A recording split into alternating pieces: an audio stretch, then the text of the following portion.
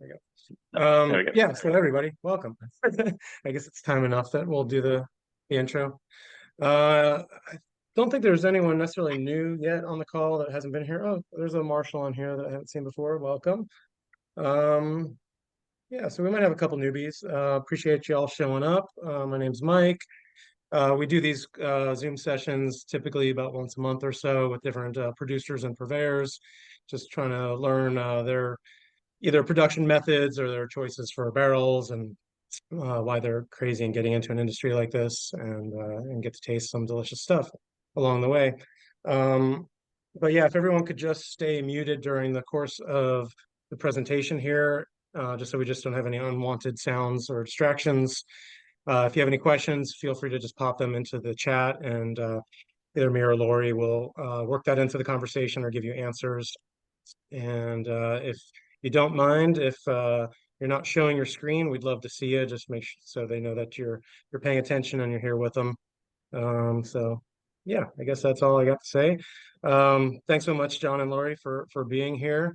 Yeah, like I said before, we gave out 45 sample kits, which haven't done that in a while. That's up in the echelon of like Foursquare and Black Tot. So good job, guys. I'd like to hear from everybody what was the appealing factor, if it's the fact that you haven't seen this label before, or if it's the actual labels on the bottles, or what drummed up so much interest in this call. So hopefully we can hear from some people about that later on. But yeah, thank you guys for setting us up with these rums and the beautiful stickers and everything. And I'll let you guys take it away from here. Introduce yourselves and let's get started. All right, thanks, Mike. Yeah, so we are Raising Glasses. I'm John Shu, and my wife and partner is Lorri Kern, and we are a independent bottler based out of Boston. And we're astounded that so many people signed up for this thing. And I'm astounded, Mike, that you actually poured so many samples. That's a lot of work.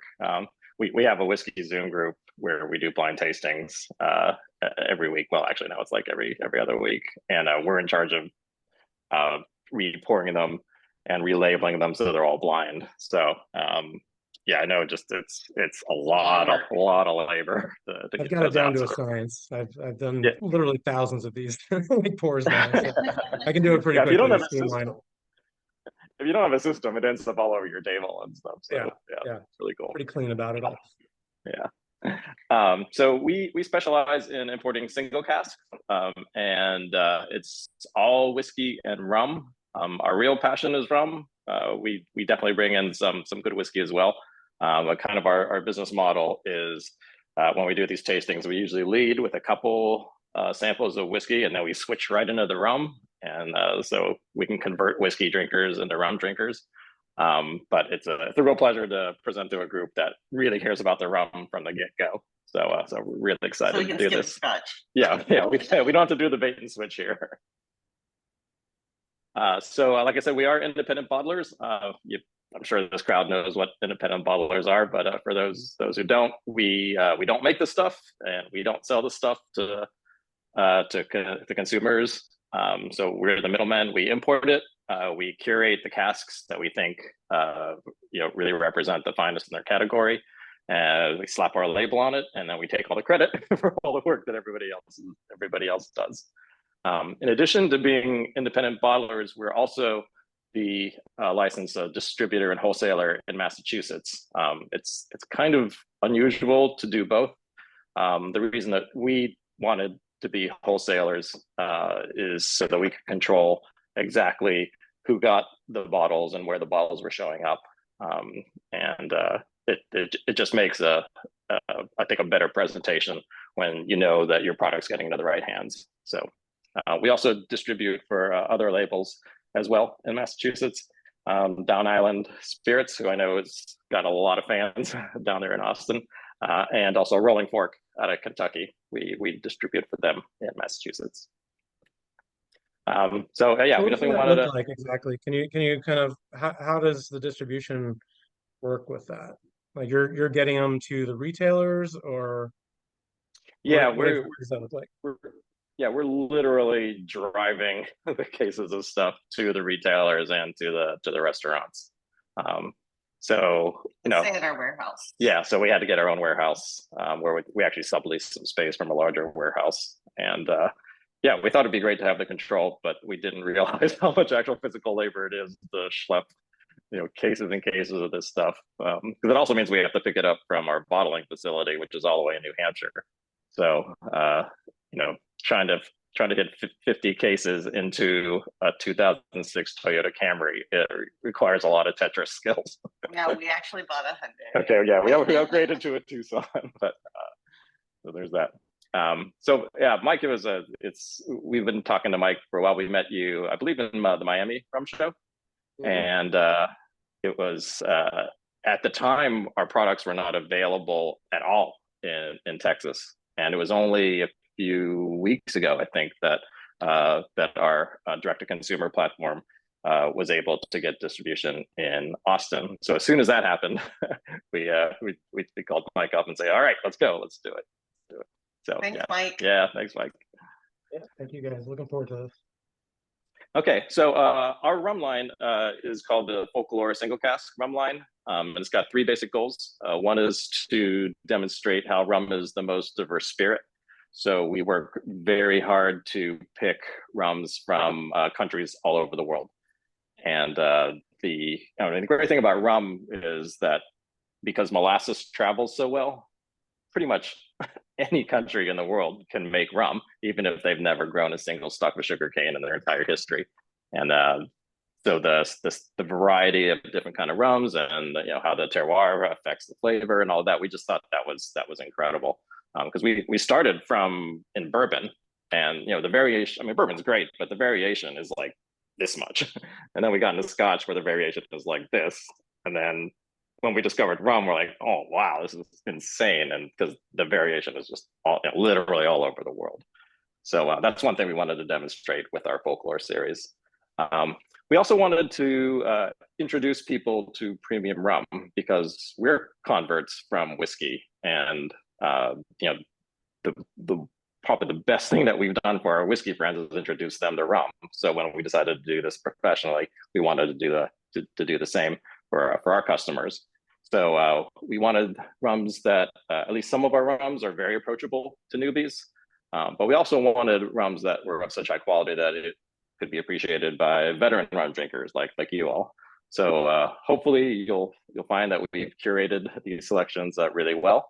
And we also wanted to bring premium rum to a price point where people could try a lot of different rums, or if they had never tried a really high-end rum, that they could get one for $35 to $50 instead of risking like $100 on a bottle that they just might end up hating.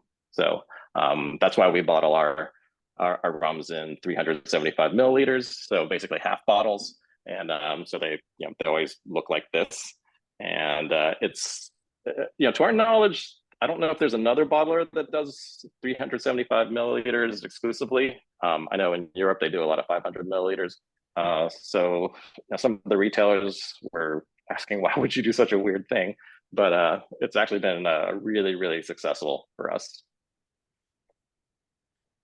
So another thing we wanted to do is to honor the countries that created these rums. So every single label you'll see has a mythological character from that country. So this one was from Venezuela, for instance. So we commission artists to do original art that we put on the label. And we also donate 5% of profits for every bottle to local charity from the country of origin as well. So my biggest pet peeve for these kind of things is where somebody, and it's usually a guy, it's always a guy, just talks and talks and talks, and nobody gets to drink anything for half an hour. So I definitely don't want to do that. So let's go into the first tasting, which will be the Menorah from Thailand. So while you're tasting this, the inspiration for this bottle came from when Lorri and I were visiting Thailand. This was many, many years ago. So we go to this fortune. Many, because we're so old. Yeah, we're so old. Thousands of years ago, we journeyed to Thailand, and we went to this fortune teller. And so Lorri sits down. The fortune teller looks in her crystal ball or whatever she was doing, and she says, "You know what? outside you are a woman, but inside you are a man. And we thought that was a little strange, but we had been told like Thailand is a very gender fluid country. They're very accepting of the whole transgender culture, that kind of thing. So we're like, okay, all right, this is just part of that. So I sit down, and of course she says, outside you are a man, but inside you are a woman. Not hot. And yeah, so it was just the strangest experience we'd ever had. But that came to mind when we were shopping for Thai rums. And we got two samples that we liked a lot. One we ended up calling Kinnery, and we called this the female cask because it tastes very lush, and it's open, and it's floral, and it's got some nice fruit. And then there was another sample we got, which we ended up calling Kinara, or the male cask. And the male cask, frankly, the opening isn't so great, but it had a really nice back end structure to it, almost bourbonish, and the tannins and the oak that you get, and a nice long extended finish on that. So neither of these are in your tasting. We did bottle both of them separately in some limited runs, but we thought the real ideal expression was when both of these are mixed together. So that's what you're drinking now, is Manora, which is a 50-50 blend of the Kinnery, the female cask, and the Kinara, the male cask. So people ask, what's up with this artwork? So, like I said, we always choose a mythological creature from each country. And in a lot of Asian countries, the Kinnery is a half human, half bird character. And the Kinnery are known for being very graceful, being very beautiful, having a lot of strength. And we thought these are characteristics that you can find in this rum. So the male version of the Kinnery is called a Kinara. So that's where the names come from. Okay, so the Kinnery and the Kinara are bottled at cask strength, 61.6% and 61.8%. They are 9 years of age, 5 years in Thailand, 4 years in the UK. And we'll talk later what that means when you have that kind of split aging. And when we decided to blend them together, we brought it down to 55% ABV, because we wanted this to be the most approachable of all the rums in our line. So 55 is as low as we go. So for us, 55 is pretty puny, but I think it still has enough boldness in it, still has enough power in it. And some people say, like, you only do this high ABV stuff because you want to be macho and you want to get people drunk. But to us, and probably to many of you, the real attraction of high ABV spirits is that alcohol is, just speaking chemically, alcohol is a solvent. So it is a good transmitter of flavors. So it's not just that you're going to get wasted on the stuff. You're actually going to get a more intense flavor experience, because more of the flavor molecules are in solution in that high alcohol. So, but yeah, everything we do is 55% or higher. So Manora is named from a play. She's a character in a play called Sudana Kumara Vadanya. And You said that perfectly right. I said that I've never spoken a single word of Thai in my life. So I'm gonna roll with it. This play is also known as Manora and Prince Suthan. So Manora is a Kinnery, half female, half bird, and she gets captured and presented to Prince Suthan as a gift. He falls in love with her and plans to marry her, but then he gets called off to war. So he goes away, and the evil court men decide that it's too weird to have this weird character married to the prince. So they convince the king that she should be sacrificed to the gods to guarantee the safety of the prince. So she manages to escape runs away. Prince Uthan comes back from war, finds that they tried to kill his bride to be. He's super pissed, as you might imagine. He goes on a quest. He finds her. He brings her back. The king and queen are convinced that this is true love, and they live happily ever after. So that's a nice story. But the cool thing about Minora is that historically, Minora, this female character, is played by a male actor. This happened back in the Shakespeare days too. Often you had males playing female actors, and this wasn't considered bizarre at all. It's just the way it was. So we thought this was also kind of a nice nod towards Thailand's acceptance of gender fluidity. And when we our youngest came out to us as transgender 2 years ago, and we thought this was kind of a nice personal nod to her as well. So this is a very personal release for us. So that's Minora, a blend of 2 Thailand single casks. So flavor-wise, the reason we like it is that it's got nice spice to it. It's got some florality. It does have those oak tannins from the male cask that we talked about. So we think it's very nicely balanced, and it's a good introduction for people who are, maybe coming from bourbon or scotch or something, and you don't want to hit them right over the head with a ton of esters. But even for veteran rum drinkers, we wanted it to still have enough character and enough boldness to be an interesting dram on its own.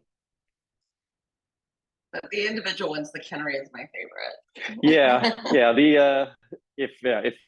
If you like Minora, but you wish it was a little oakier, go for the Kenara. If you wish it was, a little, higher in ABV and a little more floral, a little more fruit forward, you can go for the Kennery. So these are going on our website. You can order them and get them sent directly to you for $40 for the cask strength versions, or $35 for the Minora, the 55% blend. So 5% of the profits go to the La Foundation in Thailand. And just a reminder, these are 375 milliliter bottles, so they're half-size bottles at these prices, but still a bargain for what they are. Yeah, great on a curve. People are like, "This is awesome! I'm going to stock up." So be careful. It's great for tasting. Cool. Really appreciate that story and you guys sharing that with us. And great rum. Good job. Thank you. Yeah, thank you. When we were at the Green Zone, Chris Frank, who owns the Green Zone in DC, when he tasted, he was like, "This tastes like Onmore," which was like nuts because Onmore is my all-time favorite rum.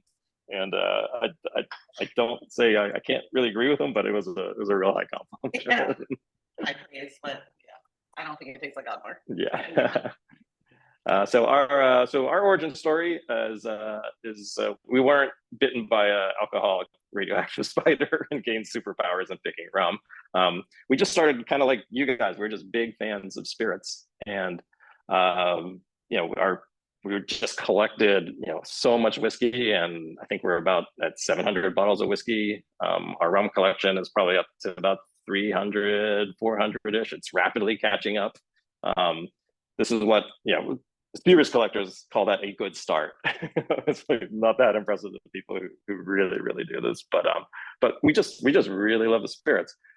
So just as a consumer, we bought some single casks on our own and shared them with friends. The first 2 were bourbon from New Riff in Kentucky, and we actually would drive the casks back with us, and then we would bring them to Privateer Rum Distillery up here in Massachusetts, and they would age some of their rums in these New Riff casks. And these 4 casks were very popular. We sold out really quickly. Yeah, we sold out really quickly.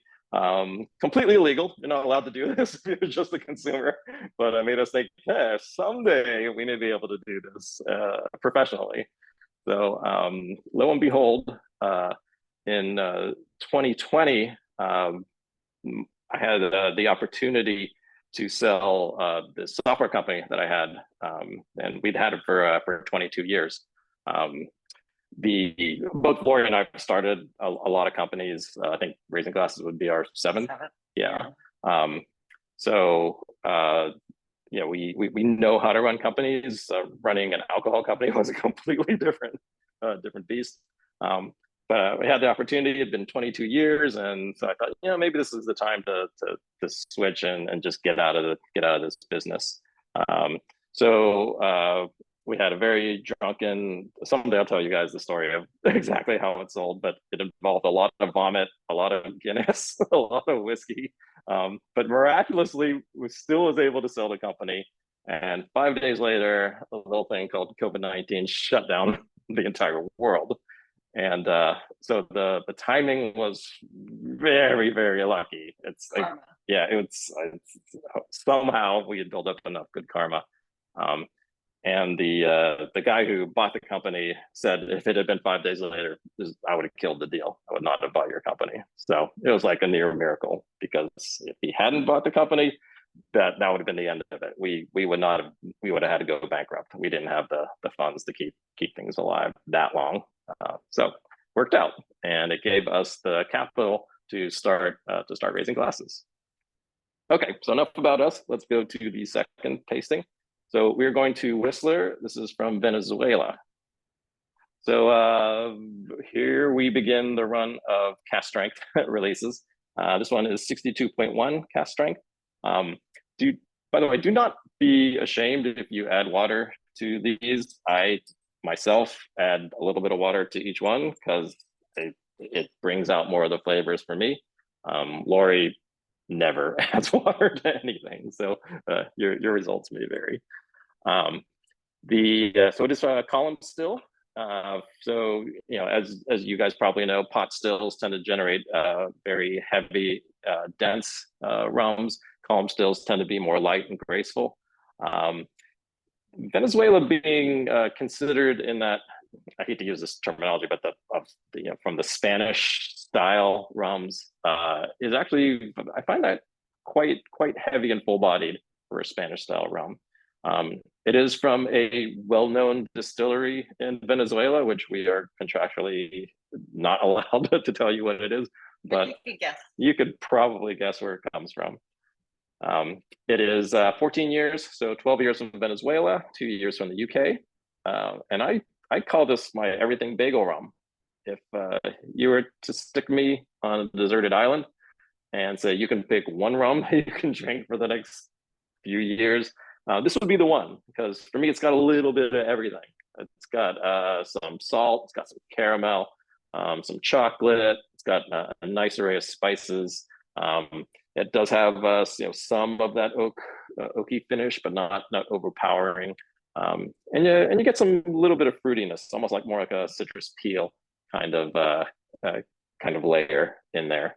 So yeah, I really love this one. It gets a little overshadowed because some of the other rums are very bold in one direction or another. But yeah, this is my everything bagel. Yeah, I'm the yaoi girl, so you'll see later. Yeah, you'll start to see a trend here. Like, I'm the wimp, and she's the one who goes for the tough stuff. Okay, so while we're enjoying this, some fun facts about Venezuela. In the 1980s, Venezuela drank more rum per capita than any other country in the world, which may explain the legend of El Silbón, which translates into the Whistler. El Silbón is a kind of a freaky guy, as you can tell from the artwork. If you drink a little bit of rum, he stays away from you. But if you drink too much rum, you begin to hear this whistling melody, which means he's coming after you. He's going to track you down. He's going to kill you. He's going to chop you up, and he's going to throw your bones into the bag that he carries on his back. So I tend to think that El Silbón and the fact that Venezuela consume more rum than anybody else in the entire planet are somewhat linked, and maybe a kind of a public service announcement to have the legend of the Whistler be a well-known Venezuelan mythological creature. Another interesting thing about the distillery that cannot be named is there was an incident in which these gang members broke into the distillery and started stealing stuff, and they got caught.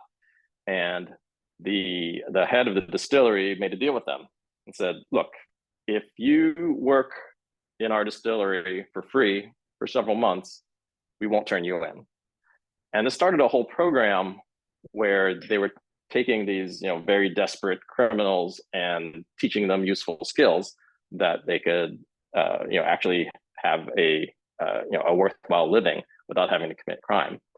And on top of that, they also would form these rugby teams. So this is probably the only rum that has been made by gangster rugby team members that you'll ever drink. So I don't know how that affects the flavor, but I think it's a cool story. I don't oh, sorry. I was gonna say, I don't think we've talked about additives yet. Is everything you release completely additive free, or where's your stance on that? Yes, we when we get to the last one, that was an interesting story. But yeah, our goals going in were to have no additives, definitely no added sugar, hopefully no added color, no glycerin, none of that other junk that you put in there. So we're very much from the Holmes Key down on spirits, that movement, trying to be extremely transparent about what goes in the rum and what doesn't go into the rum. So like Holmes Key too. Yeah. So and it's interesting that you mentioned this, because the distillery where we got this juice from actually does put additives in their standard release, and I think it's still good despite that. But when we tasted the pure unadulterated stuff, we were like, we have to bottle this because this is so much better than what you're actually releasing out there. By the way, John, my son and I were going through looking up each of the characters on the folklore, and this one the most terrifying for sure. This one we were like, okay, this one is. You thought it was worse than the one from the moon gazer is pretty bad too. Yeah, that one was the other one that was in the running. That's but me.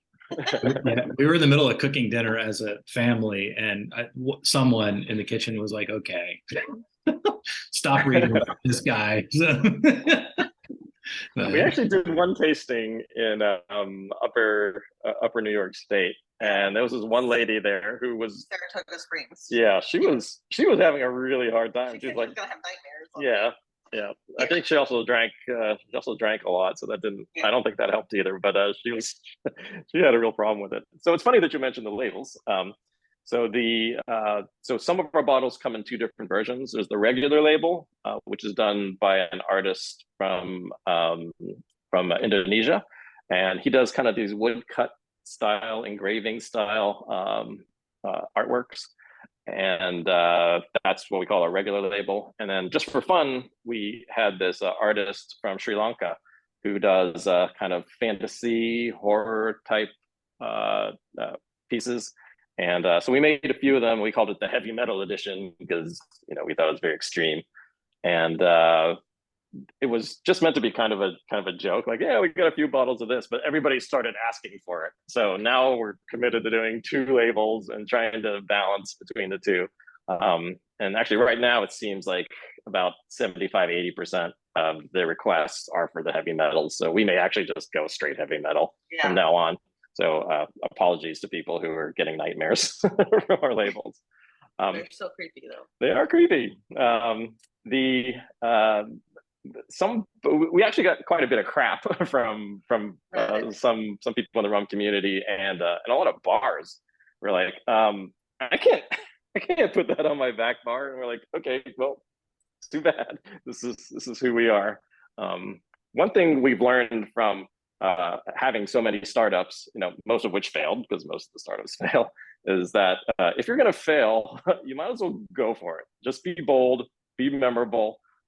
So if you, whether you like our labels or not, you should be able to identify a Raising Glasses bottle clear across the room. And if that helps us succeed, great. If that costs us, well, we're just going to be who we are. Because we got into rum because we thought rum should be fun. And so we wanted fun labels. So it may mean that you don't see our bottles on the back of some snooty bars and in Manhattan or something like that. But that's okay. That's okay. We've got you guys. We got you guys to help us. 5% of the profits from this go to initiative to help orphan children and homeless animals. We have a big passion for animals, so you'll see that a lot. Yeah, we do. We do a lot of fostering. Yeah, we've done a lot of puppy rescue flights from San Juan. That was our other pandemic activity, aside from trying to start a rum business, was rescuing puppies. We rescued 91 dogs. We're up to 91. Yeah. Okay, let's go to the big boy. So this is, I'm sure you guys know Foursquare from Barbados. This is a 15-year, 11 years in Barbados and 4 years in the UK. And I promise to explain why that split aging is an indicator. If you have a rum that tells you, and first of all, the rum, they really should tell you where all that aging happens year by year. If you see a rum with a split aging statement that's not named plantation, that means it pretty much almost for sure has come from E&A Shear in Amsterdam, or they're a subsidiary in Liverpool called Main Rum. Shear is the pretty much the secret powerhouse behind a gigantic percentage of the rum industry. They've been collecting barrels, I think 250 years or something like that. So they definitely have the greatest stock of rum out there. Most of their business goes into blending, and they blend for some of the most famous and most popular rums that are out there. Their business model is to stay quiet about it because they don't want to overshadow the denizens and the pussers and those brands. So I think only recently are they gaining any kind of notoriety for the incredible work that they do.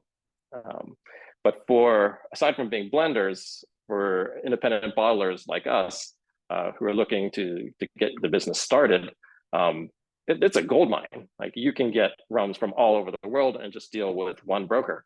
And that's a real benefit because we're small. We're not in a position where we can go straight to a distillery. Most of them won't even talk to us, and and a lot of their minimum orders are in the 25,000 liters of pure alcohol, which is maybe more than we'll ever sell in the entire history of our company. So being able to deal with E&A Shear is terrific. So what they do is they'll buy casks from all over the world, and they'll bring them back to the UK or to Amsterdam, and they'll do some aging there. So this Brennan cane is 11 years of aging in Barbados, your so-called tropical aging. And tropical aging means that it's being done in a hotter climate, in a more humid climate. So the aging process is going to be faster than you would get if it's in a more temperate climate. So the 4 years is considered the continental aging because it's happening in the UK or in Amsterdam. It's cooler. It's probably not quite as humid. So it's a gentler aging. Matcha rum drinkers want all tropical aging. They want to get the maximum amount of cask influence for the amount of time that's sitting in the cask. But I think there is something to be said for having some lighter aging as well, because if you think of what's the most popular slow aged, lightly aged spirit out there, it's Scotch. So it's got a lot of subtleties, a lot of nuance, but it takes a long time for Scotch to become good. It's rare to find a good Scotch that's 8 years or younger. Contrast that with bourbon, which you can make bourbon in 2 years. 4 years is considered quite good. In fact, it can get like too oaky after a while. So there's a good argument to be made for both sides. So while this is an excuse for why we think our stuff is still good because it's got tropical and continental aging, there may be something to the fact that it's got a little bit of both in it. So this is from Foursquare. It's got no additives. It's a cask strength of 62.3% ABV. And if you're a fan of the Foursquare ECS series, when this was released, we compared it to the ECS series, and it would have been, I think, the second oldest ECS, and it would have been the strongest ECS released as of the year 2000, as of last year. I think there's a few releases since then that have been older.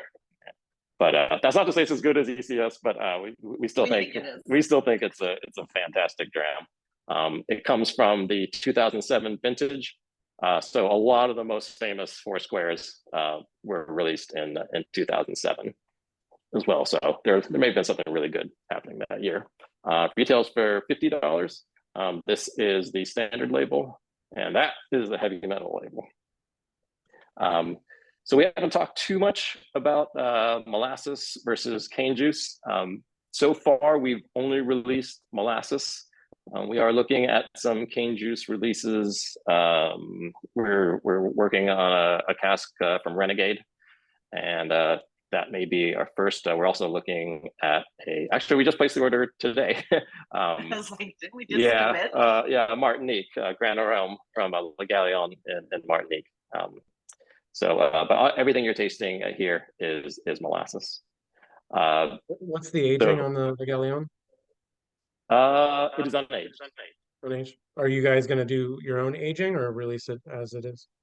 Yes, No, we're gonna yeah, age them. yeah. We're gonna release half of it unaged, and we're going to roll the dice and try. We've got a bunch of different casks coming: Madeira, Oloroso, sherry. We've got We have three band. casts from Westland. Yeah. And we're gonna probably put some of it in one of the Westland casts. Yeah, one of them is a Banyuls cask, which is a unusual dessert wine. So we're hoping one of these is going to work out. Hopefully one of them tastes Yeah, okay. they may all be terrible, but hopefully one of them will be cool. But at least half of it will be bottled as is. But there are a lot of rum nerds that really love unaged, so we have to do some unaged. Yeah. Yeah, So getting Le Gallion unaged in the U.S. market would not be a bad thing. yeah, so there is there is a bottle that has been making the rounds, and it's got kind of a cult following. That's how we got into it, because a friend brought it, and it also said from E&A share on the back, and I thought, okay, now I love it even more because that means I can get it. So very excited. So is about that aging happening in Boston? New Hampshire. Yeah, New Hampshire. We have a bottling facility in New Hampshire. It's only about an hour away, less 45 minutes. Hour and a half. That's close. Hour and a half. Somewhere. You've never had to drive there, so you don't know how painful it is. Okay. I know how to get to the warehouse. Yeah. So Foursquare is like pretty much every Foursquare except for the weird 20-year pot still version. This is a mix of column still and pot still. This is Richard Seals completely mastered the art of getting the benefit of both. And one thing that we always stress is that we work really hard not to use the phrase Barbados rum, because there's a big movement to have a GI, geographical indicator, that says Barbados rum has to be completely aged in Barbados, has to be dumped into bottles in Barbados as well, and has to be obviously distilled in Barbados as well. So we really want to respect that. So we take pains to not call it Barbados rum. Someday we would love to be able to get stuff directly from distilleries and have it bottled there. When we have met all of them. Yeah, we have met all of them. We're working on it. But we were really impressed with Eric and Mike from Homesky, the Belize release, which was actually I think the most recent one was actually bottled in Belize, and so I asked Eric, like, I didn't know Belize had those bottles. He was like, they didn't. Like, so you paid to ship all that glass all the way to Belize, get it all filled, and you had to ship it all the way back. Yeah. The freight in the glass is sometimes more than the juice itself. Right. Yeah. Supporting the economy of the producer. They're doing the bottling, labeling there, and you can actually buy the Homesky Belize in Belize, which is very unusual for independent. Oh wow, bottling. that's It's fantastic. the right thing to do. That's our end goal. Yeah, so that's what we plan to do. Yeah, so stretch goals there, and yeah, because if you know anything about the coffee industry, the countries that grow the coffee make just a tiny percent of the revenues that come in there, and all the other countries that do the roasting and the selling make so much more. So yeah, we really want to respect the what Barbados is trying to do with the GI there.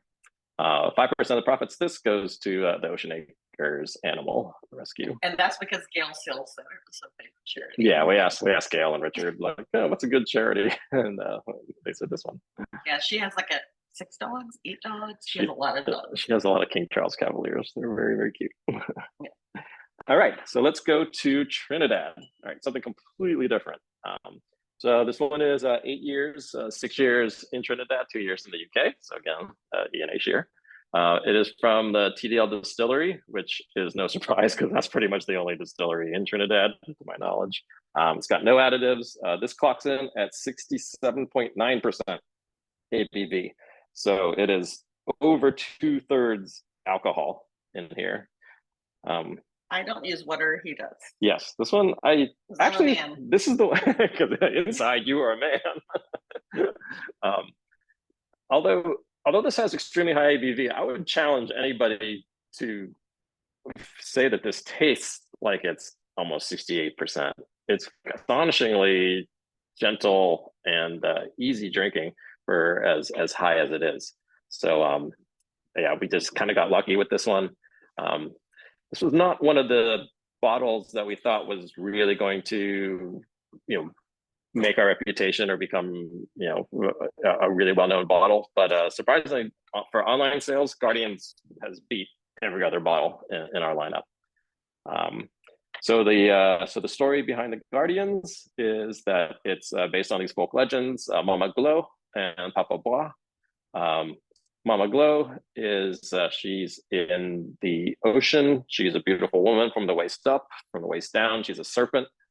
And if you are mean to the fish in the sea and you kill too many of them, she will capture you, drag you down to the bottom of the ocean where you will drown to death.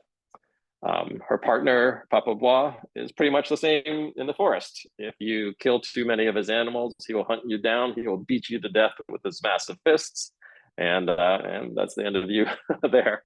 So yeah, so they're the original ecologists of Trinidad mythology. Do you know what still was used to create the Trinidad?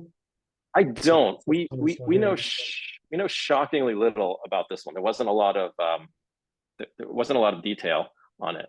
I'm getting kind of a Vendome feel, and I know that they did have a Vendome still like in the early 2000s, which wouldn't track with when this was produced, but it does have that kind of funky Vendome thing going on. Yeah, a lot of people are saying that this is very much in the lane of their heavy style. Trinidad's, because we've had a lot of lighter Trinidad's, but yeah, like I really like this because it's got, I don't want to say it tastes like Coroni, but on the back end, because Coroni's always got that kind of leather and tobacco on the finish. We got a little hint of that, like this is kind of a baby Coroni, and that's kind of why we bought it, because we thought, okay, we may not sell any of this because it's only a year, and, it doesn't have a cool story behind it. But worst case, we'll just drink it ourselves. So yeah, it's but it is a column still from what we know. And back in December, all of a sudden we started getting all of these texts saying, "Oh, congratulations!" We're like, "What happened?" Yeah, they said like, "Yeah, one of your bottle got named one of the top 14 rums of 20. No, sorry, that's 2022, not 2023." Yeah. And we're like, oh great, yeah, Burning Cane's really good. Like, no, it wasn't the Burning Cane. Like, well, it must be the Moon Gazer then, because the Moon Gazer is such an extreme rum. Like, no, it was the Guardians. We're like, what? The Guardians? So this is a little bottle that could. All right, so it goes for $40.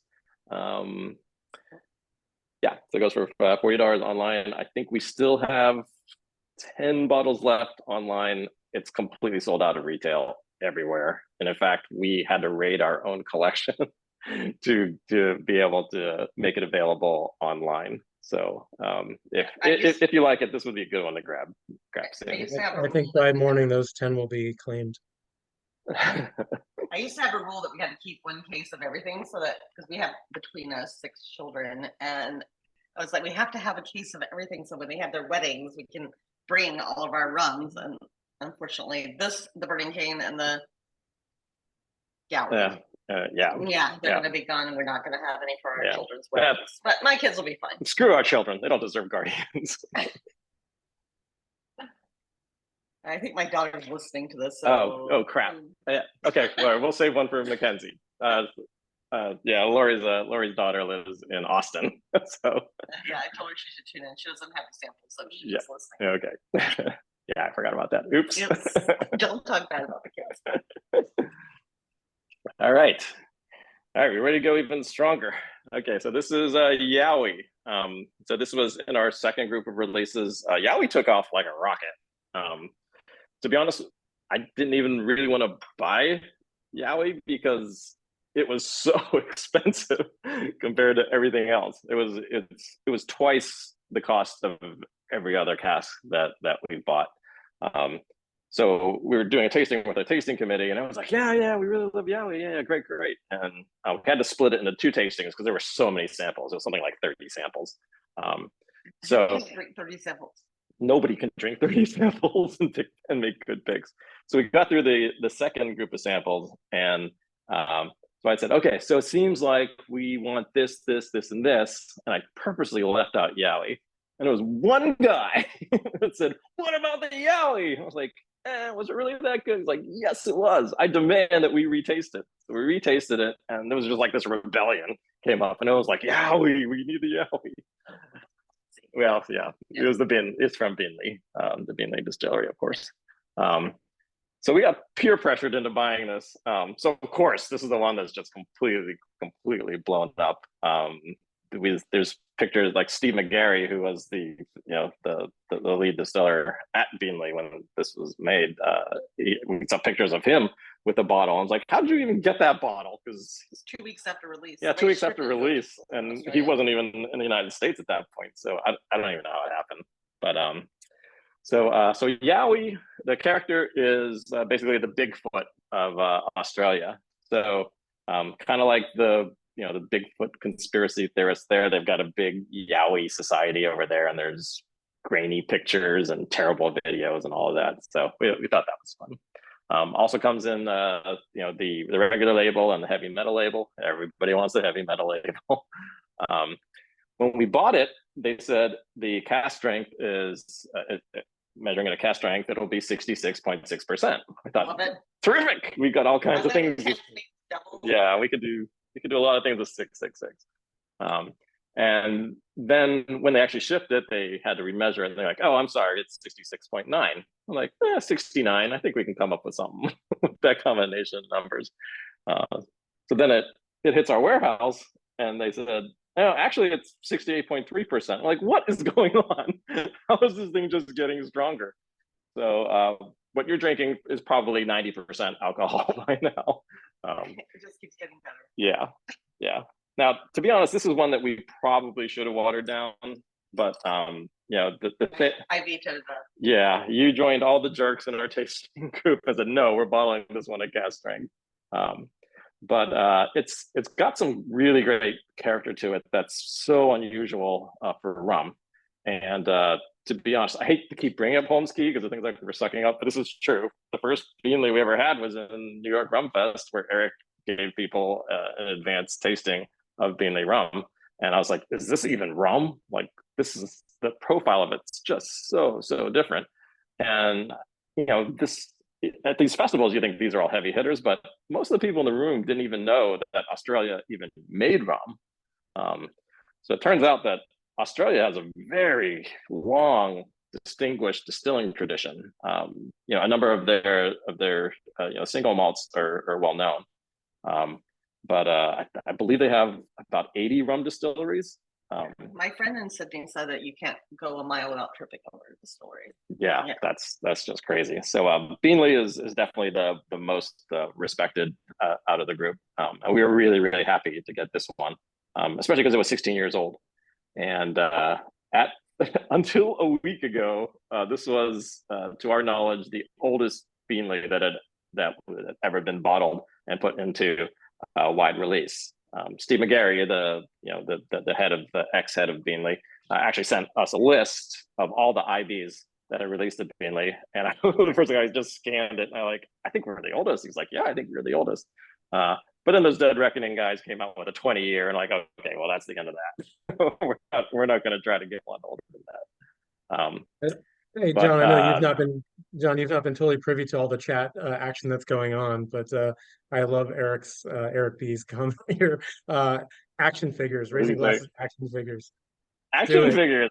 Oh no, we can totally do that. I do have a 3D printer, so I can make a Yowie. It'll be the stopper. I'm trying to read the comments, but I'm also trying not to look away from the screen. Yeah, we can definitely get some Yowie action going. Mm.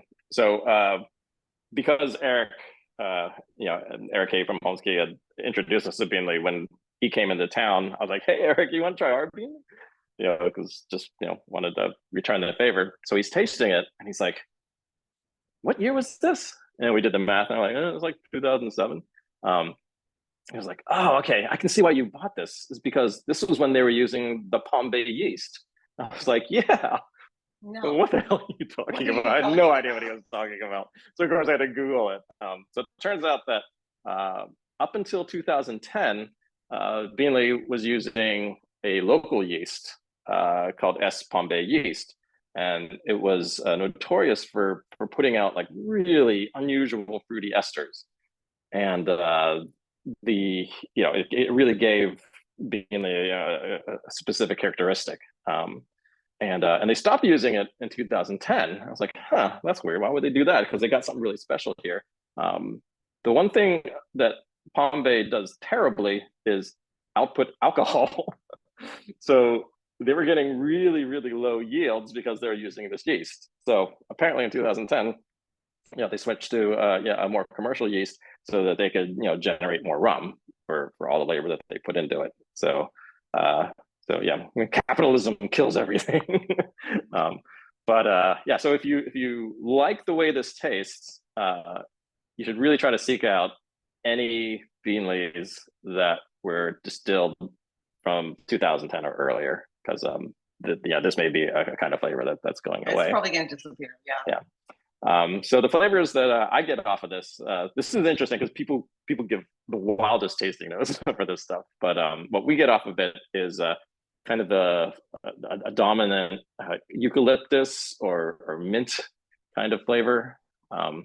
The particular type of mint that I get just from childhood memories is Lifesavers would have these wintergreen Lifesavers, and they were the ones that I think they were filled in and they're actually green in the middle or something like that. I really liked them as a kid. So when I drink this, I really get that feeling. I do think it's ridiculous how we spend hundreds and hundreds of dollars to replicate the flavor of something that costs like 30 cents.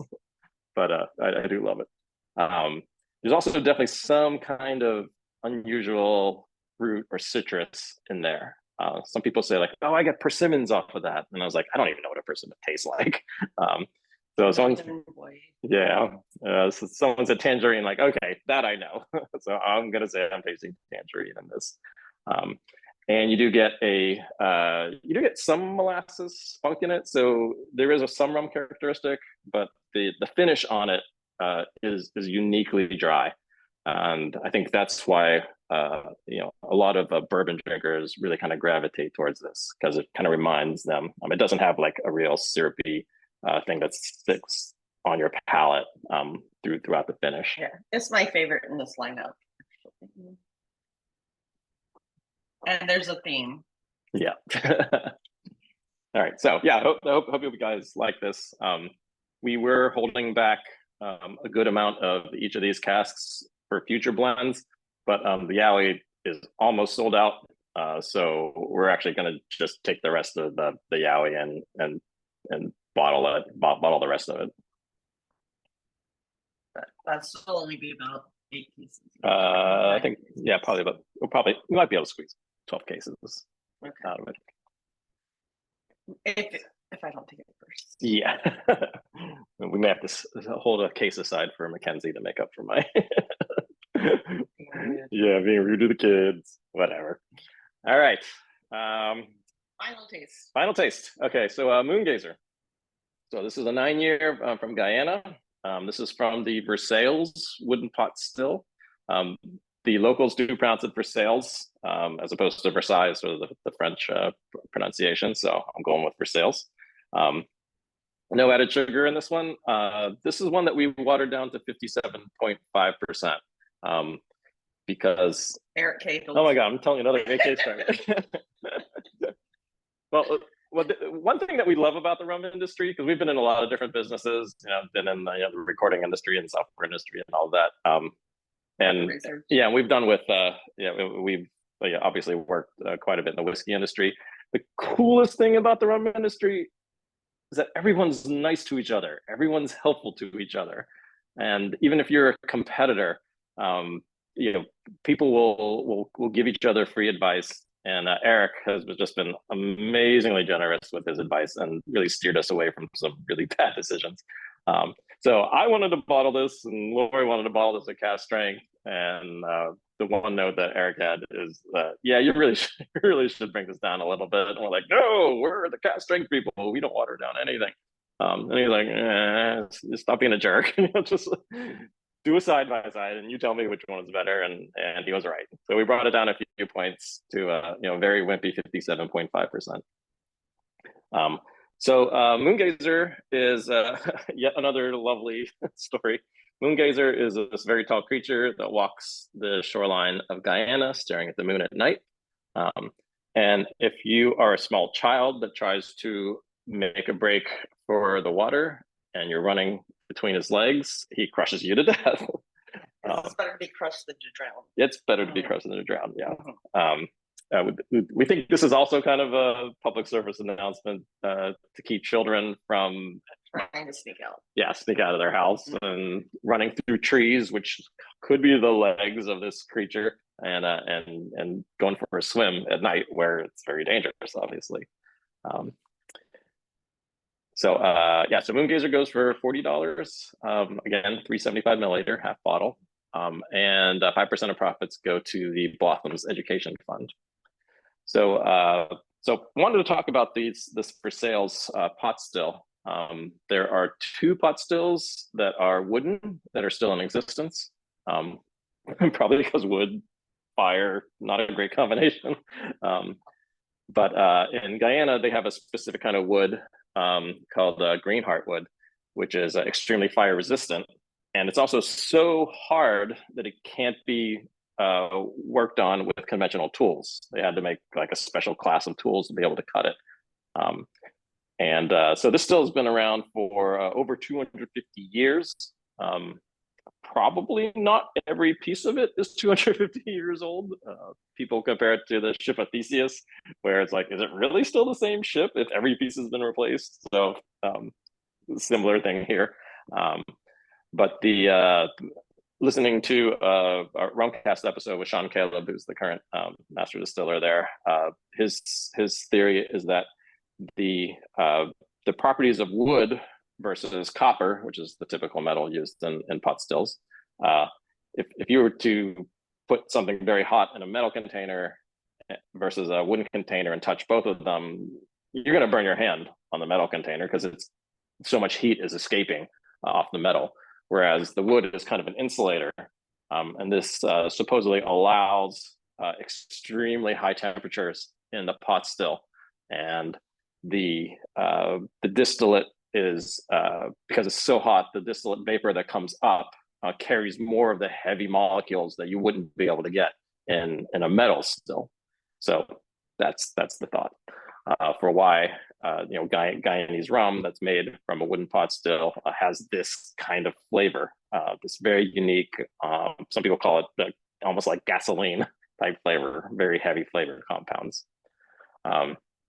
So the Versailles wooden pot still is pretty well known, but the Port Morant, which is a double wooden pot still, is even more famous, and it's even more extreme in terms of the dense flavor that you get off of it.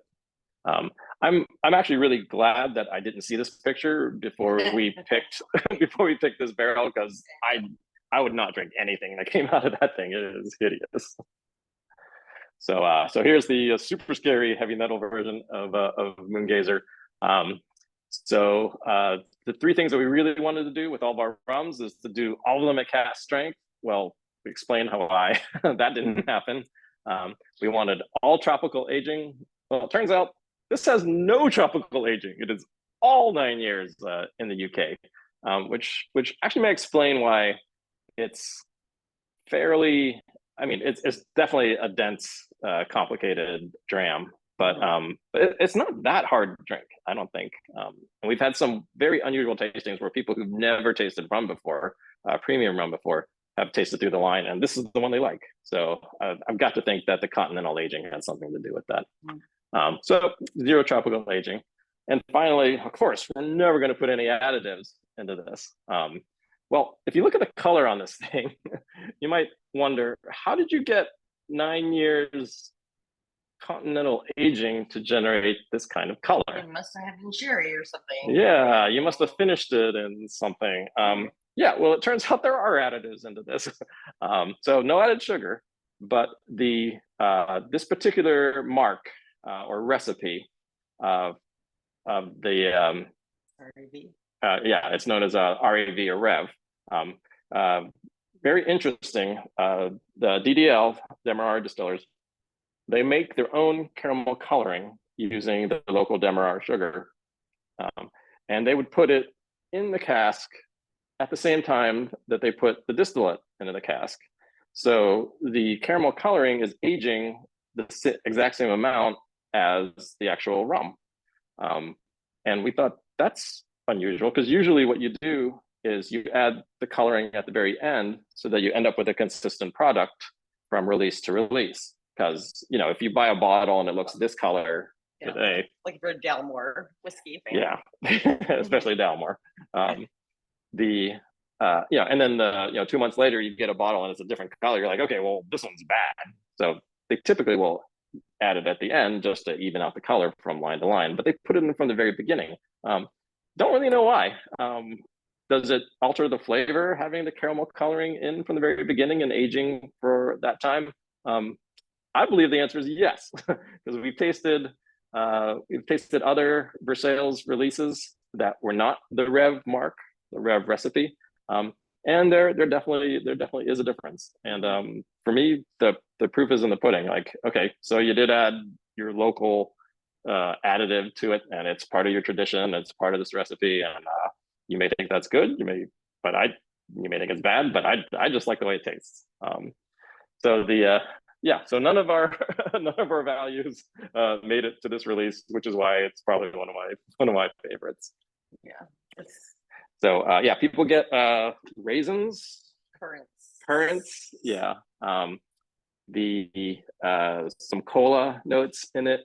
Definitely that Guyanese petrol, gasoline, fuel type notes to it. To me, it's just sweet. Yeah. The weirdest note I got is someone goes, it's got birdseed. There's like a strong flavor of birdseed. I've never eaten birdseed, so but I can't. I don't know why. I say. Yeah. Never tried birdseed, Yeah. so I don't know. Maybe it's just the nuttiness of it, but every time I drink it now, I think it's like birdseed. Cool. Okay. I can promise you I've not served him birdseed. Yeah, I don't even know why I've ever tasted birdseed, but I think I know what it tastes like. Okay, so one that we didn't include in here is a rum passport. So all of the rums that all the casks that we've ever gotten, all seven casks from 6 countries, we made a blend of it. We call it rum passport because the idea is that in one glass you can travel the whole world. It goes for $40. If you like kind of Navy style blends, we like this one a lot. It also makes a good rum old fashioned as well. It's really good for cocktails. Yeah. Yeah.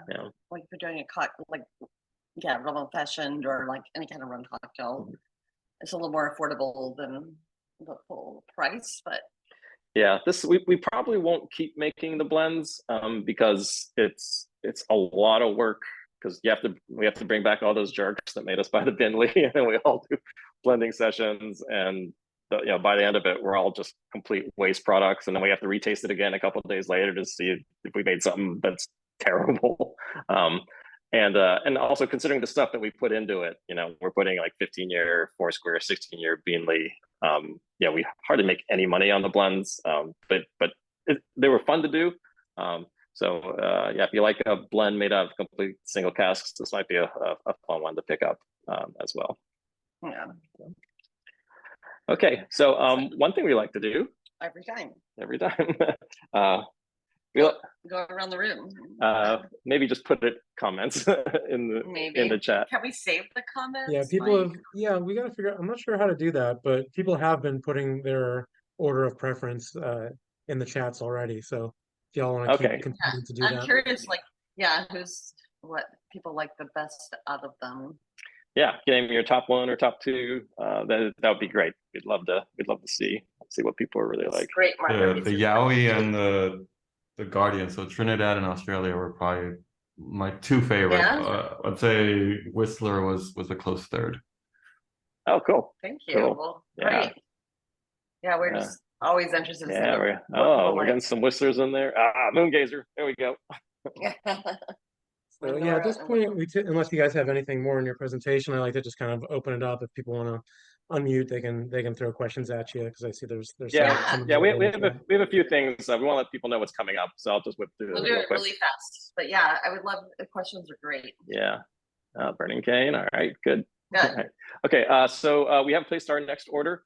We have a 5-year Ecuador coming out. If you've never had an Ecuador, they are making some cool stuff. Really look out for those. We are doing another Guyana. So it's a very weird mark, ELWR. I haven't been able to find out much about it, but we just thought it was tremendous. It's very, very low yield in that cask. But if you like Guyana, keep your eye out for that one. We are going to the Island Reunion. So Savannah Distillery, this is a molasses release. So I know that Savannah and her, all of those, the cane juice ones are the most famous, but we just fell in love with this particular one. So a 5-year Savannah coming out. We are doing another Beamley. This one is 17 years. I'm going to call it, I'm hoping, Lord, I want to call it the Yowie Strikes Back, and then the next one will be the Return of Yowie, Bandom Yowie. I think it's a great way to go. And then the Grand Arome from La Gallion, Martinique is in our next line. When did you say they were coming out? Sorry, I missed the release date. In the fall sometime. Okay. Yeah, we still need to get it across the ocean, so that's always. There's still supply chain issues. Yeah, the sea freight is still a we disaster. purchased it, we paid for it. Yeah, should be the end of the year. Sometime. But hopefully the fall would be ideal. We're hoping for October, November, but it's a nightmare right now. Yeah. We have a 9-year Foursquare coming out that was finished in Pinot de Charente. So Pinot de Charente is basically, if you take the eau de vie that was meant to go into cognac, you add some fresh grape juice to it. It makes a beautiful aperitif wine. So it adds a really nice, elegant flavor of, kind of a very elegant fruit layer of flavor to that one. And because it's, kind of the mixture of grape, Pinot de Charente, cane, rum, we call it. Also, we're Prince fans. We're Prince fans, so yeah, we call it Purple Cane. Miraculously, the TTB approved it. I don't know what. We're definitely gonna get sued by Princess Estate. Those Prince siblings are gonna come after you on that one. Yeah, all of them. Yeah, There's so many. I think they've got a good There's only lawyers. 200 bottles, so hopefully they'll just sell them. We just want to sell them before Just they don't release a Purple Cane theme song. Yeah. Okay. We also have a Queen Share from Privateer that we're aging in one of our new riff barrels. So we hope to have that out. Privateer will only bottle during 2 periods of the year. So those are our November or April. Yeah. So or early fall or late spring. Mm-hmm. So if it's ready, we'll do it this year. It'll be next year. Yeah. We also do need to mention our whiskeys. We have a Linkwood. We've released the first one, which was 9 years in Oloroso sherry. We also took a third of it and put it in an Oloroso quarter cask. And we also took another third of it, aged that in Madeira. We also have 3 Westlands coming out, a pale malt in PX Sherry, a 5 malt in Mount Gay rum barrels, which you really don't see that often. So I was like, how did you guys get Mount Gay rum barrels? Well, the answer is they're owned by the same company. Remy owns Mount Gay. Yeah, and Westland. So they said, hey guys, you got to exchange barrels. So that's how that happened. And we also have a peated malt in a Banyuls cask. Okay. And so if you are interested in ordering our bottles, we don't have a local distribution in Texas yet. We'd love to, but until then, we're looking at direct to consumer through web order. They'll send it directly to your house. The cool thing is though, is it's a flat rate shipping. So if you guys want to get together and do an order together, it's the same flat rate. So you could like have 5 or 6 people order a couple bottle, 2 bottles, whatever, and the shipping's the same no matter what. So when we did it in Ohio and DC, we encouraged them to do it that way, and that way everybody doesn't have to eat the shipping cost. Yeah, the shipping for 1 bottle completely sucks. It's $20, but it's also $20 for 20 bottles. So it gets a little more So it works better to do it as a group. And hopefully we'll get distribution in Texas soon. Yeah, that's our goal. We do have a 10% off code if you want to place an order by the end of this month. So the code is 10RG823. The secret code is 10% off of Raising Glasses in August of 2023. Yeah, it's so smart. So that's it. But yeah, so thanks everyone. I hope these are interesting. I hope you all found something that you liked. It's a real honor. We couldn't believe the reception we got. So yeah, really grateful. We're a small company, so getting this kind of exposure. Yeah, you're looking at it. It's just us. But if you have questions, we're like open to take questions. I know we're not that interesting, but thank you guys. Just so ordered much 10 bottles earlier in the presentation, and I should have waited for the code. Oh no! Yeah, I can go back in. I was ordering, and then the code came out, so it was perfect. So I just ordered 6 bottles. Okay. Yeah. Well. Yeah. Definitely. And if they run out of anything at once, let us know because we can add more to the shop. Yeah. If was that you, Eric, that already placed the order? Me, John. Okay. Yeah. Send us an email to info@raisingglasses.com. I'll ask Big Thirst to apply the code for you. And Yeah, if for anybody sure. wants to get together with me to put a big order together, so we're not doing a bajillion small orders or whatever you want to do. If you want to go directly to your house, otherwise we can do a bulk order and everyone could save on shipping. Just hit me up, let me know. Yeah, I definitely suggest that actually. It's flat rate. That's what they did in DC and Ohio, I think. Yeah. Yeah. Because we make no money on the shipping, trust me. Any questions? Any comments? Feel free to just shoot them out, guys. You don't have to put it in the chat. I'd love to Yeah, understand I maybe keep trying. The chat's getting blowing up. It's hard to keep up. I know. apologies if y'all addressed this earlier. I had to come in a little bit late, but what was the impetus for labeling based off of folklore? Because all of our other ideas sucked. I was like, hey, we should do Zodiac.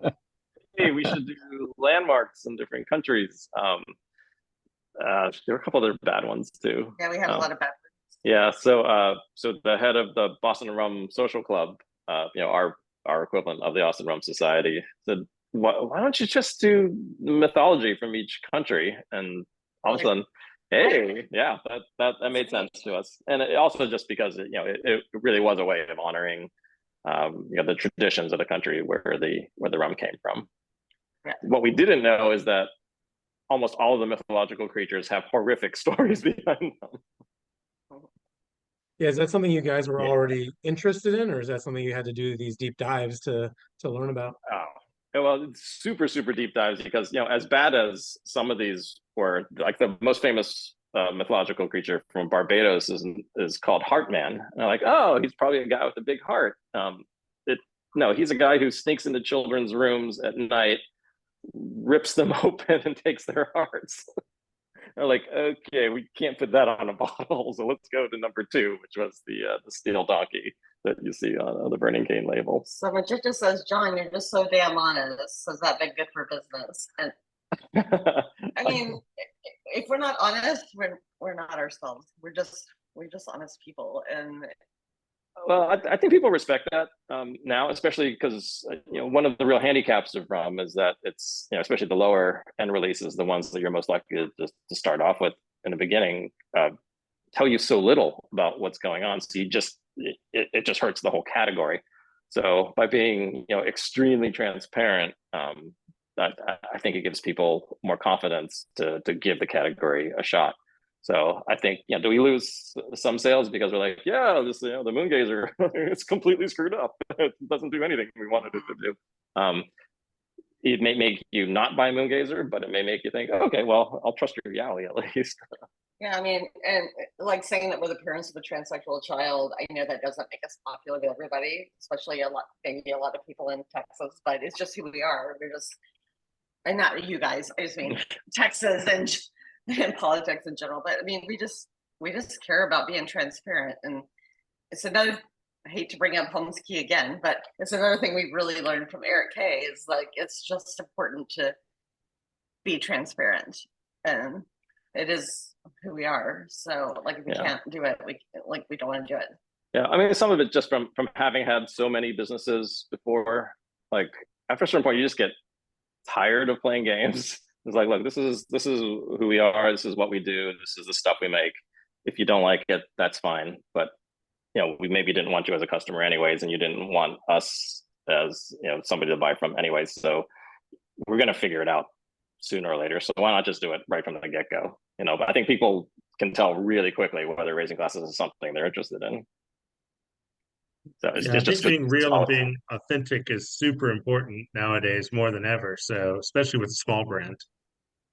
Yeah, I think you're right. Like I mean, we would not feel good about doing business if we couldn't do it honestly and transparently. Like it's just.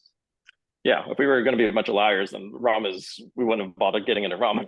We could do something else much easier, like bourbon. Yeah. Or we could sell train tickets or something. Yeah. But no, it's really important to us to be who we are and authentic. And it doesn't mean it's easy. I mean, it shines through. Y'all are doing it. It shows, so it's cool. And I was gonna tell y'all, like, I think the half bottles are a great idea. I mean, I think for anybody who thank you. Stuff, like, I mean, it's I mean, it eventually you go through it, but it's really, I personally find it to be refreshing and really nice. And so I hope it does well for you, and that trend continues actually elsewhere. I hope that catches on elsewhere, because I think that could be a fun thing to be able to get more variety and Yeah, well, thanks. Yeah, I think part of the reason that we've done pretty well right out of the gate is that we were customers for decades. We know what people like us want, and part of what I would wanted is I just want to try as much stuff as I can, but I just can't afford to buy 750s and everything. So I was like, well, if there was a brand out there that would put in a smaller size, I'd try as many as I could. And so what's this vodka? Well, yeah, there's that. If you don't like flavor, so I'm actually thinking about it even later this year on, like, it's easier to gift that way too, to give something that's a really nice rum, but not shell out $125, but $40-50, no problem. Like, it's a nice holiday gift that you can give. So anyway, I just think it's cool. So yeah, good point. Very good point. Yeah, we've been trying really hard to get this new line out before Christmas, because people have said, like, yeah, your stuff makes good gifts, and it's like, hey, can you put them in like this a 3-pack in a special box and stuff? I was like, who do we look like, Diageo? No, we can't do that. But there is one downside to having this, especially this kind of bottle that's smaller and thinner. So there's a retailer which we won't name, and so we went there to see where our bottles were. We couldn't find them. And actually, I did a tasting where at the I store. actually sold -1 bottles at this tasting because, first of all, the clientele there were not the kind of people who drink this kind of stuff. But there were a lot of people that would go and slam everything that I put down. But I had a friend who came and she's like, "Oh, I really like this Burning Cane." I'm like, "Oh yeah, it should be over there in the rum section." She couldn't find it, and I was just like, "Here, just take my bottle." So I actually lost a bottle during that whole tasting, and it turns out they put it in their glass case. I'm like, "Oh, okay, well that's because they We're think crazy. our stuff is so awesome that they put it in the glass case." They're like, "No, we put it in the glass case because people were taking it and slipping it In their under their coat pockets. and walking out and stealing it." They were stealing it because it goes right into your pocket. And I was like, "Oh, okay, well, we didn't think about that." But he also said that he had this one Oh yeah, this one guy who would like come every day on his lunch hour, and he would buy a bottle of one of our Burning $30 Cane. ones, Burning Cane. and he would go sit in his car and drink the whole bottle in 1 hour, and then leave and drive. So they actually had to call the police on him, but he did it every day for 2 weeks. It's like, why did you call the police on him? He was our best customer. No, I'm just I have a question for y'all. Do you guys see a lot of barrel variation when you are doing your barrel picks, or like within the same distiller, obviously? Yeah, gigantic. There's, even for ones like you can pretty much tell if they're sister casks from the serial numbers, yeah, their time is just like night and day. Well, the Kanar and Kinnery, I wish we had time to include them separately because it's kind of cool to taste them separately and then taste the Nor. But those were sister casks. You They wouldn't were even, aged together for the exact amount of time right next to each other. yeah, you would not have even think they came from the same distillery. Just so different in profile. So yeah, cask variation is gigantic, and sometimes there's so many variables that go into it. Like, I guess it's not that surprising, but we're always shocked. With each single barrel we probably taste 10 to 12 barrels to pick one. Yeah, at least 10 to 12. Sometimes more. But yeah, it's very different. It's kind of shocking, actually. Yeah, and it's even more true in Scotch. Our first release was a Port Dundas single grain, and we got 2 samples, and one was, I swear to God, it was water, and the other was just beautiful, Fantastic. magnificent, and their serial numbers were next to each other. They're just one off, so you just never know. Are you typically just choosing one cask of any vintage from any place, or what's the No. model moving forward? We have like 11 coming out this year still. Yeah, I think your question is more about, are we buying multiple casks from the same Right, vintage? besides Thailand, like having the 2 sisters, like for Yowie, like that was just the one single cask that you have in bottled, right? Yeah, we pretty much have only bought single cask, with the exception of the 2 Thailands. I mean, part of it is just we want to get as much variety out there, but also part of it is we don't have millions of bucks to be throwing out. We're not cheap. Yeah. In some ways, in some ways that gives us a little bit of a weird advantage, because some of the bigger IBs have to buy. We need at least 5 or 6 casks, otherwise it's not even worth releasing. So there's some casks that kind of slip through the cracks, and so those are the ones that they offer us. Some of them are terrible, but some of them are really cool. Yeah, we've done some really cool casks because people like Homesky and other big IBs, they only buy 5 or 6 at a time, right? So they can't just buy one because they're doing releases across the country, and we're so small that we can get one that nobody else picked up. So we've gotten some really cool casks for that reason. But I mean, we're doing like 11 to 15 casks a year. We're not doing big volume like some of the bigger IBs. So we've gotten some cool stuff, but it's definitely, yeah, a lot of sifting. We taste probably 10 to 15 for every one we pick, I think, at least. Well, that's what I was going to ask. Like, how much faith do you have to have in your own palate walking into a situation like that, where you like, I mean, I don't know how it works, but like, do you have time to process that and go back and taste it again, or do you? I mean, the I mean, the Yowie is a great example of where you had to, it was revisited, obviously, right? Because it was pretty unusual, but Yeah, at least 2 or 3 times. Yeah, I think our secret power is we have very little faith in our palate. So we taste anybody who walks down the street, hey, what do you think of this? Yeah, we have 5 or 6 really serious friends that are serious about rum, and we'll have them over and we'll taste it, and then the next day when they're not here, we'll try again. We'll try again until we get there. You know what I mean? Like we take their words seriously because we know they're serious, but we do definitely at least 3 times. Yeah, I mean, there's some like there was a Mauritius that was aged in Armagnac, and I kind of did a sneak taste of it before the committee came in, and I was like, this is totally gonna rock. Everyone's gonna like it.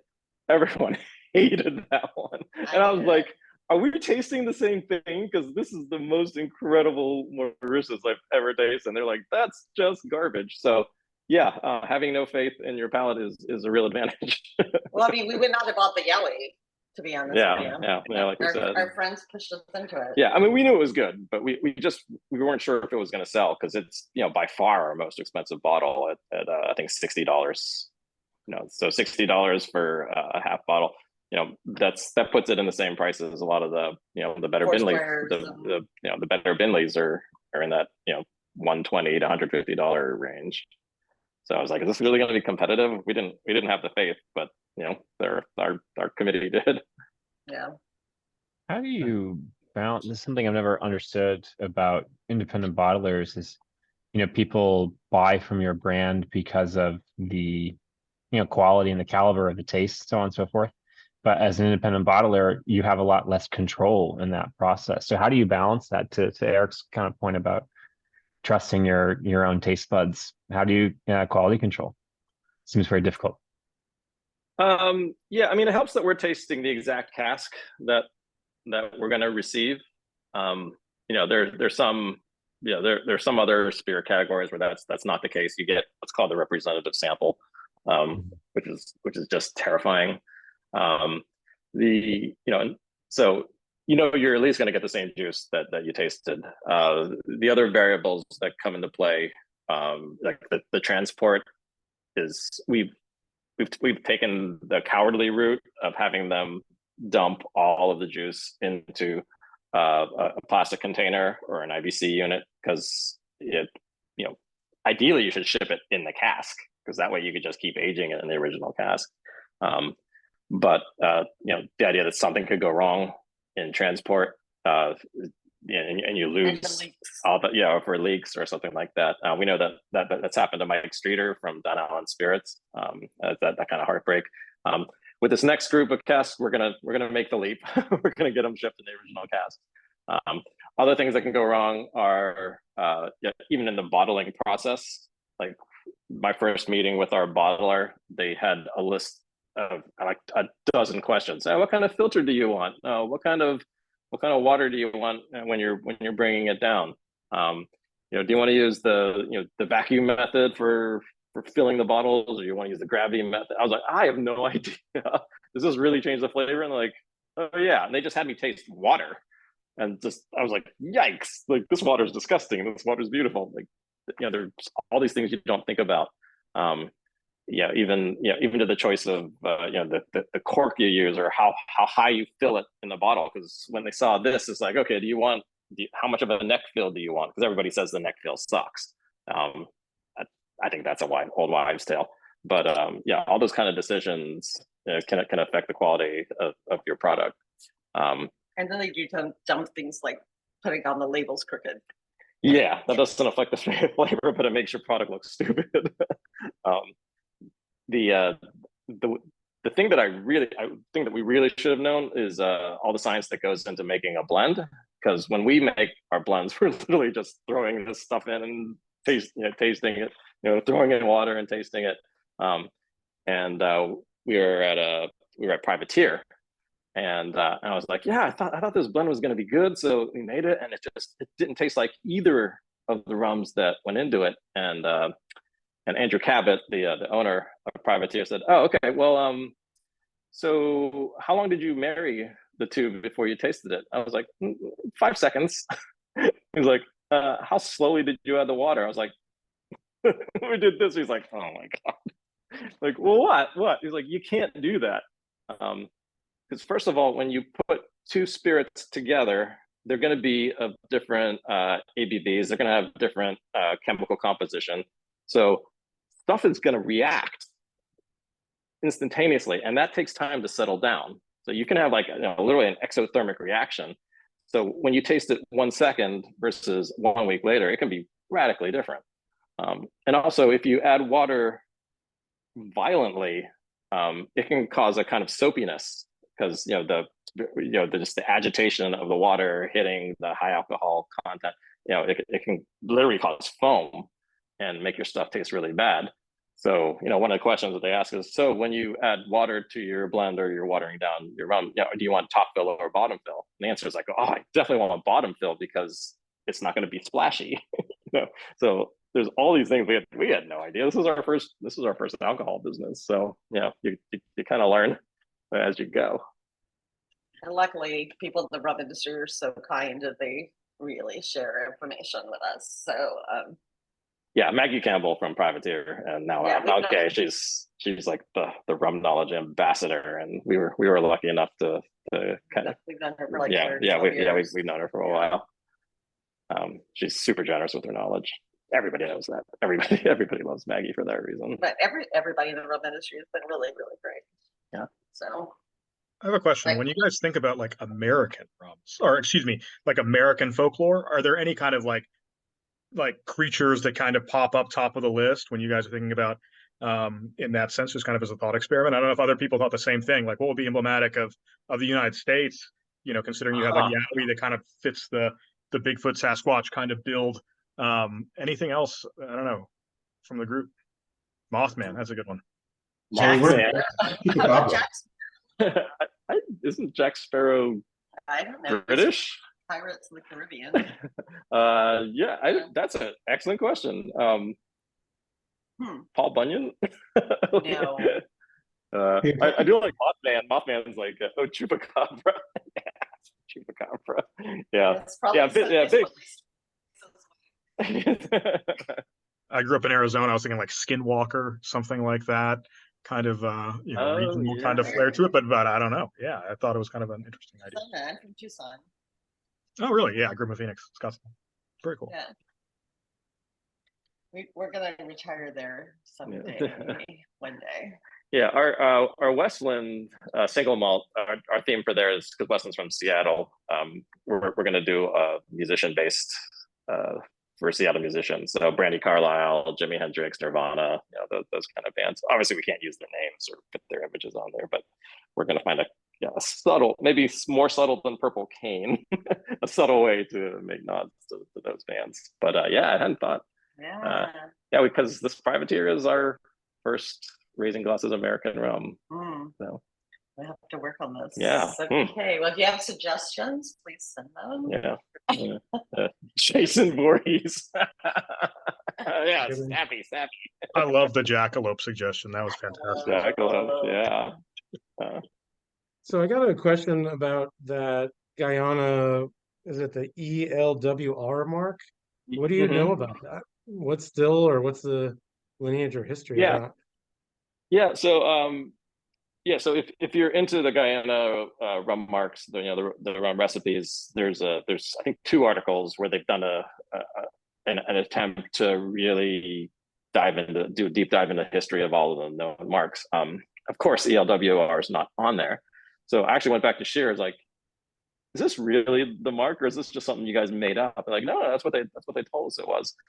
So the only thing I was hoping it was going to be the E stood for Onmore, because because it's the only wooden column still in the world, and of course Onmore's my like I said, was my favorite rum ever. And they said, it's the Savannah still. I was like, the Savannah still? That like, I don't know, the Saval still. The French Saval still.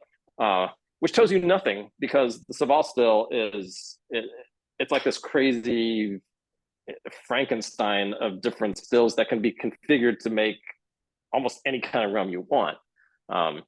So that's kind of the only thing that we know about it, is that it's made from the Saval still. But it's very different in characteristic to the moon gazer. It's quite elegant. It's obviously got advanced age going on, and the color is more like a golden honey straw color, as opposed to like a dark color that you get typically out of Port Morant and Versailles.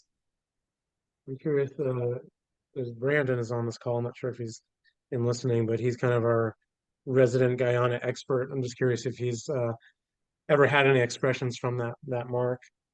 No, I haven't. Yeah, I haven't been able to find one. Interesting. Cool. Well, we look forward to it then. Yeah, it's I like, don't get me wrong, like I love moon gazer, but that this upcoming Guyana is going to be memorable. Yeah, moon gazer's not my favorite, but I'm excited about this coming. Moon gazer's a little too rich for me. Well, I'm pretty sure every expression, across the board with everybody putting their favorites in, who chimed in, I think everything was accounted for. So there wasn't any duds in the bunch. Oh, good. Yeah, that's. I know. I have all this. Is there a way to save this? I can read it later.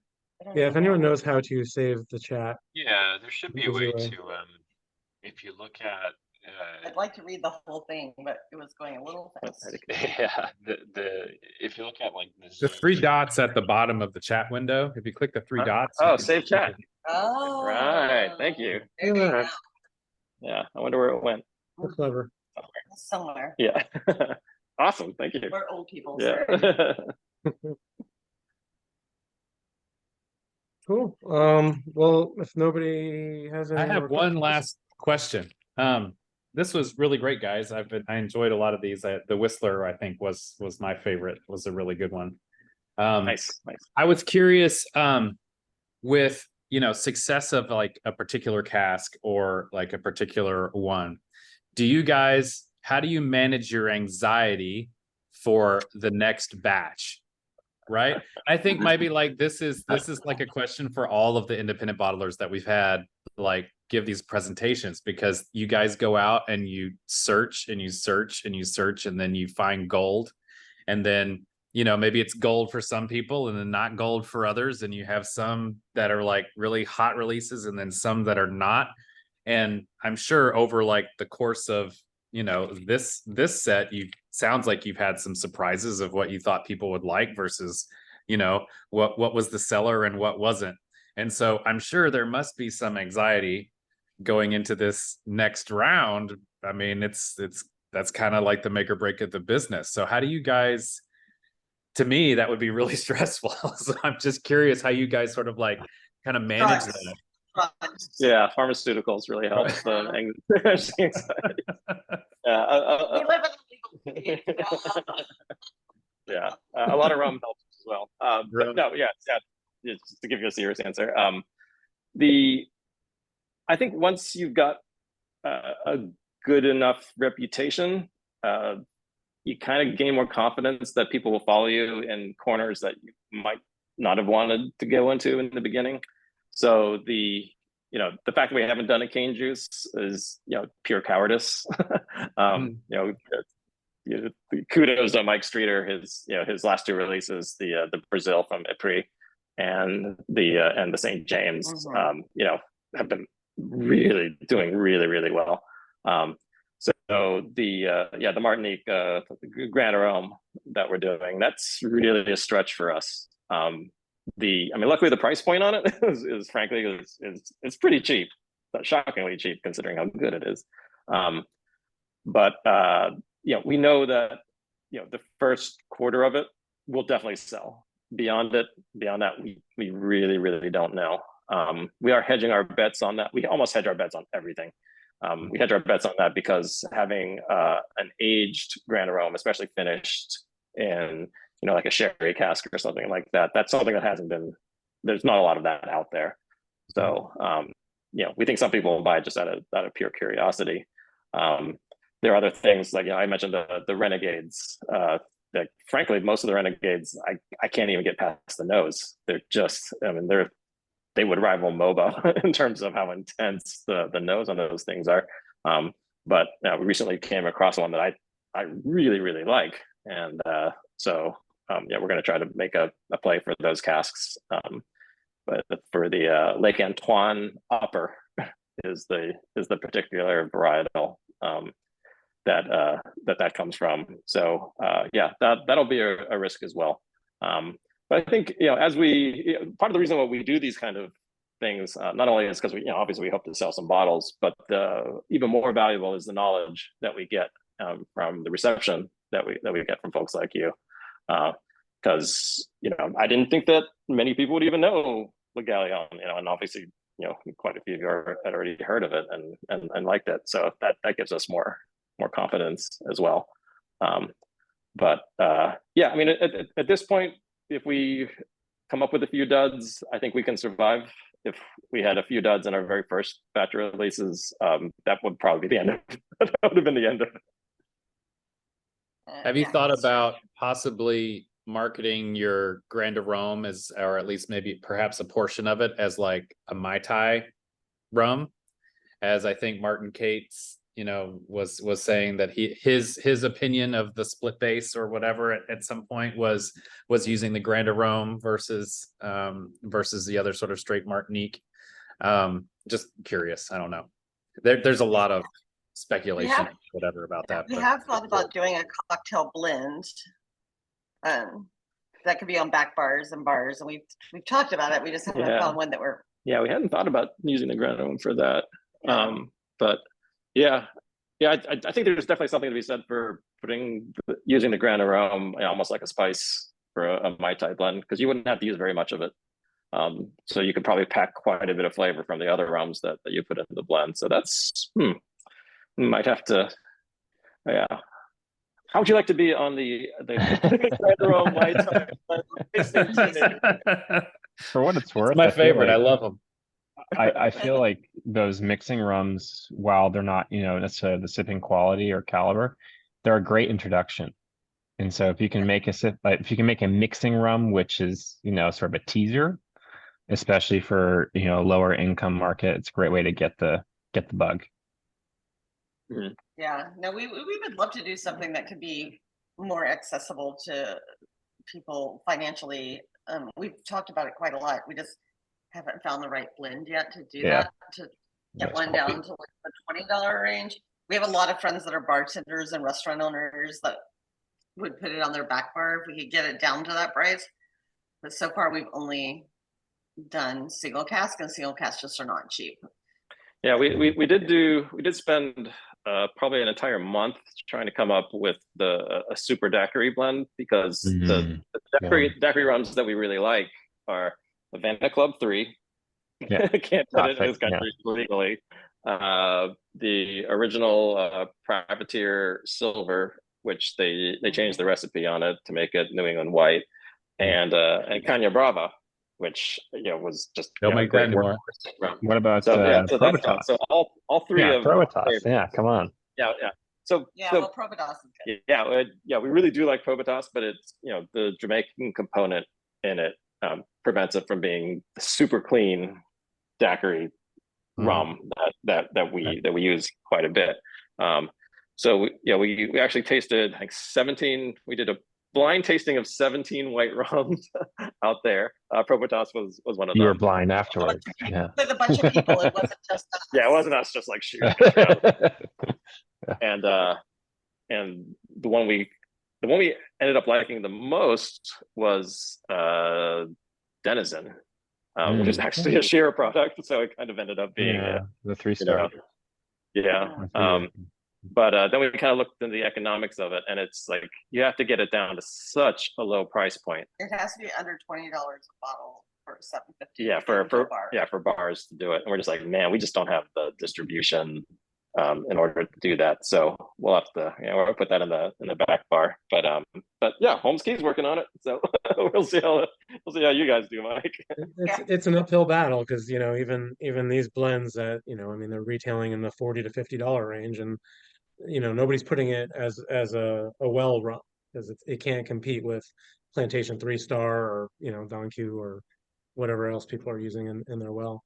But you just Yeah, got to it's find the just- right accounts that know what to do with it and can charge $17 or $15 for a cocktail. Mhm. Plus everybody in Boston.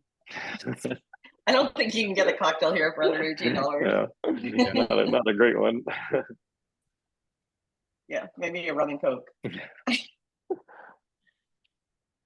All right. Well, Well, anybody thank else you have guys all anything for- else? I just Yeah, wanted to anybody say else? thank you. Thank you so much. It was great to be able to taste all these different rums, and it's a lot of fun. And I'm sure I'll be picking up a bottle or two. Oh, thank you. Thank Thank you. you. Thank you very much. It was so great to meet all of you. Yeah, it's our privilege. Yeah, All thank right. you all so much for your time thank you. And for the rum. And I have a feeling you're going to see a bunch of orders coming through in the next 24 to 48 hours. As I said, if anyone wants to combine and order, hit me up. Some people are already texting and I assume emailing as well. So yeah, let's bring some rum. Well, next time we're in Pflugerville to see my daughter, we'll do an in-person tasting. Yeah, well, our last trip in Austin, I think took me a couple weeks to recover because we tried to hit all the major bars in 5 days, and that was a big mistake. So we got to come back and do it more sanely. Yeah. I'm sure you've Party missed in some one good week. key spots, so we'll take you around. Okay. And I'll see you guys in a couple weeks in Boston. Yeah. Yeah. We Yeah. got the reservation booked. We got it See you booked. and your wife. Thank you. Sweet. All right. Bye. Okay. Bye, guys. Good night, y'all.